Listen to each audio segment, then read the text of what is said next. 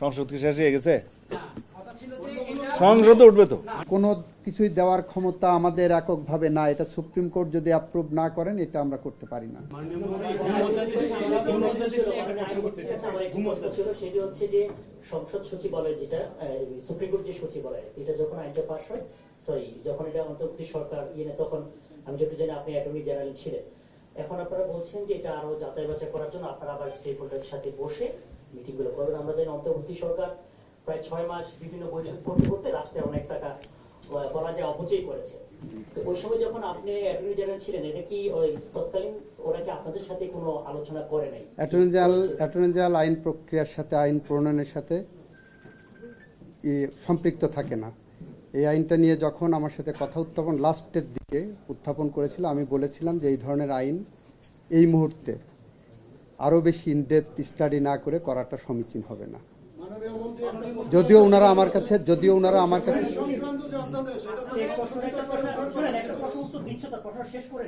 আচ্ছা, আইনমন্ত্রী এই প্রশ্নের উত্তর পার্লামেন্টে দিয়েছে যে উনি এখন ইলেকটেড এমপি এবং সরকারের আইনমন্ত্রী, আর অ্যাটর্নি জেনারেল হচ্ছে যে সরকারের আইন কর্মকর্তা, প্রধান আইন কর্মকর্তা, মানে রাষ্ট্রের। সেই হিসাবে আইনি পরামর্শ যা দেওয়ার তখন দিয়েছে ক্লায়েন্টকে, সেটার সাথে তো এমপি এবং আইনমন্ত্রীর ভূমিকার সাথে তো কন্ট্রাডিক্ট করা যাবে না।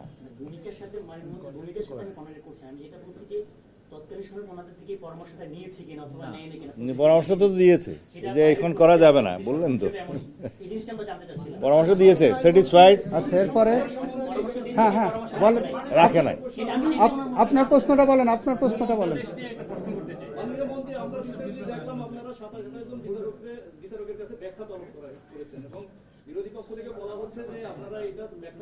পার্লামেন্টে বলছো তো। আবার আমরা আরেকটা বিষয়ে দেখলাম যে সুপ্রিম কোর্ট সচিবালয় অধ্যাদেশ যেটা বাতিল করলেন, তখন বলা হলো যে বিচারকদের নিয়ন্ত্রণ সরকারের হাতে চলে আসলো।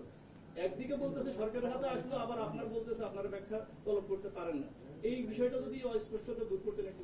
প্রথম কথা হলো, যে কয়েকজন বিচারকের বিরুদ্ধে তদন্ত করা শুরু হয়েছে তাদের বিরুদ্ধে সুনির্দিষ্ট 2টা মিসকন্ডাক্ট, সুপ্রিম কোর্টের সার্কুলারের সুনির্দিষ্ট 2টা মিসকন্ডাক্ট আছে। আপনারা যদি ওই শোকজটা পড়ে দেখেন পেয়ে যাবেন। তার একটা হলো বিচারকরা কোচিং সেন্টারের বিজ্ঞাপন দিচ্ছেন তাদের নাম ব্যবহার করে, যেটা সুপ্রিম কোর্টে নিষিদ্ধ আছে। আর একটা হলো ফেসবুক, সোশ্যাল মিডিয়া ব্যবহারের ক্ষেত্রে বলা আছে বিচারকরা কিভাবে সোশ্যাল মিডিয়া ব্যবহার করতে পারবেন কি পারবেন না। সেখানেও তারা সোশ্যাল মিডিয়া ব্যবহারের ক্ষেত্রে তাদের মিসকন্ডাক্ট দেখাচ্ছে অ্যাপারেন্টলি আছেন। এবং এই ক্ষেত্রে আইন মন্ত্রণালয়কে আইনে ক্ষমতা দেওয়া আছে প্রাথমিক তদন্ত করে সুপ্রিম কোর্টকে পাঠানো। এই ধরনের মিসকন্ডাক্ট যখন হচ্ছে, আইন মন্ত্রণালয় আইনের পেরিফেরির মধ্যে থেকেই সুপ্রিম কোর্টকে এই বিষয়টা পার্লামেন্টও বলেছি আমরা। এখানে কোনো অ্যাম্বিগুইটির ব্যাপার নেই। একটা, দ্বিতীয়ত হলো ওনার দ্বিতীয় প্রশ্নের উত্তর, যেটা সুপ্রিম কোর্ট, আমরা পার্লামেন্টেও বলেছি বিচারকরা স্বাধীন। আপনারা শুনেছেন পার্লামেন্টে আমরা বলেছি যে একজন সহকারী জজের ট্রান্সফার বা বদলি, ডিসিপ্লিনারি অ্যাকশন, পদোন্নতি, কোনো কিছুই দেওয়ার ক্ষমতা আমাদের এককভাবে না, এটা সুপ্রিম কোর্ট যদি অ্যাপ্রুভ না করেন এটা আমরা করতে পারি না। তারা তাদের ফাংশনিংয়ের ক্ষেত্রে যেমন স্বাধীন, একইভাবে চাকরি তাদেরটা প্রোটেক্টেড। মাননীয় স্বরাষ্ট্র মন্ত্রী যদি মনে করেন কোনো ডিআইজি, কোনো এসপি প্রপারলি ফাংশন করছেন না, উনি তাৎক্ষণিকভাবে অ্যাকশন নিতে পারবেন। আইন মন্ত্রণালয় থেকে এটা কিন্তু কোনোভাবেই সুযোগ নেই। Let it be very clear. আইনমন্ত্রী আইনজীবী তো, শোনান, আস্তে আস্তে আস্তে আস্তে, আচ্ছা পরে দেখতেছি। এই যে এইটা আইনমন্ত্রী সাহেব তো একজন সর্বোচ্চ মানের আইনজীবী, তো বিচারকরা যে স্বাধীন বলছে, এটার একটু ব্যাখ্যা বলি। সংবিধানে 115 যাই দেখবেন আর কি, বিচার কার্য পরিচালনায় বিচারকরা স্বাধীন। আর কোনো কাজে স্বাধীন বলছে নাকি?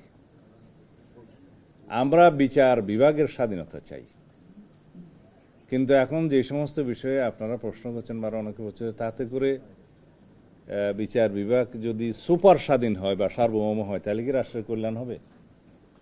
একটা there must be a harmonious cooperation in between all the organs of the state. এখানে যেন ওভারল্যাপিং না হয়, কেউ কারো যেন বাউন্ডারি ক্রস না করে, সেইটার জন্য আইন সচিব বোধহয় দুঃখ প্রকাশ করতেছে। সেটার জন্য আমাদেরকে একটা চেক অ্যান্ড ব্যালেন্সড এবং ভেরি ব্যালেন্সড সচিবালয় অধ্যাদেশ সুপ্রিম কোর্টের এবং সুপ্রিম কোর্টের বিচারক নিয়োগ অধ্যাদেশ, এই দুইটা সম্পর্কে খুব ভালো আইন আনতে হবে, সমস্ত স্টেক হোল্ডারদের সাথে আলাপ আলোচনা করে। এই কথাগুলোই বিলের এই যে প্রস্তাবনায় বলা হয়েছে, যেখানে আইনমন্ত্রী রোহিত এবং হেফাজতকরণের বিলটা আনেছেন সেখানে বলা হয়েছে, এবং বিলের ওই যে কারণ সম্বলিত উদ্দেশ্য কারণ সম্বলিত যে লাস্টে প্যারা থাকে সেখানেও বলা হয়েছে। তা আমাদের অনেক মাননীয় বিরোধী দলের সদস্য প্রস্তাবনা এবং ওই যে উদ্দেশ্য এবং কারণ সম্বলিত প্যারা বাদে বাকিটা পড়ছে। ধন্যবাদ। যাই। জি।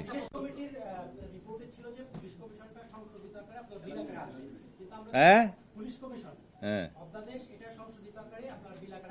হ্যাঁ, আমরা কেন জবাব তো দিয়েছি যে আমরা সংশোধিত আকারে যাচাই বাছাই করে আমরা আনবো, এটাই তো কেন উত্তর। কোথায় বলা হয়েছে? বিশেষ কমিটির প্রতিবেদন তো আমার সামনে আছে, এটা আপনি কোথায় পেলেন? হ্যাঁ, এখানে বলা হয়েছে এই যে, হ্যাঁ কি বলেছে?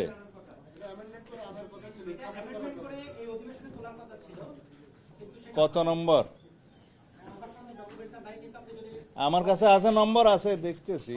এটা আছে, এটা হচ্ছে সংশোধিত আকারে সংসদে বিল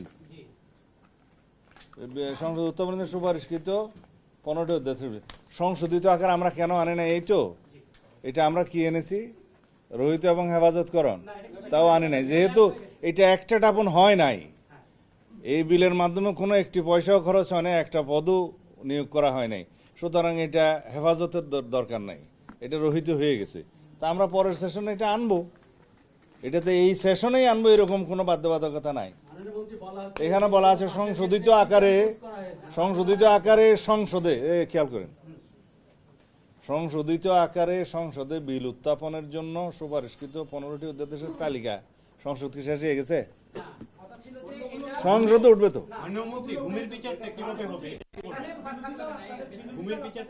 জবাব হয়ে গেছে, আমরা সংশোধিত আকারে সংসদ উত্থাপন করব।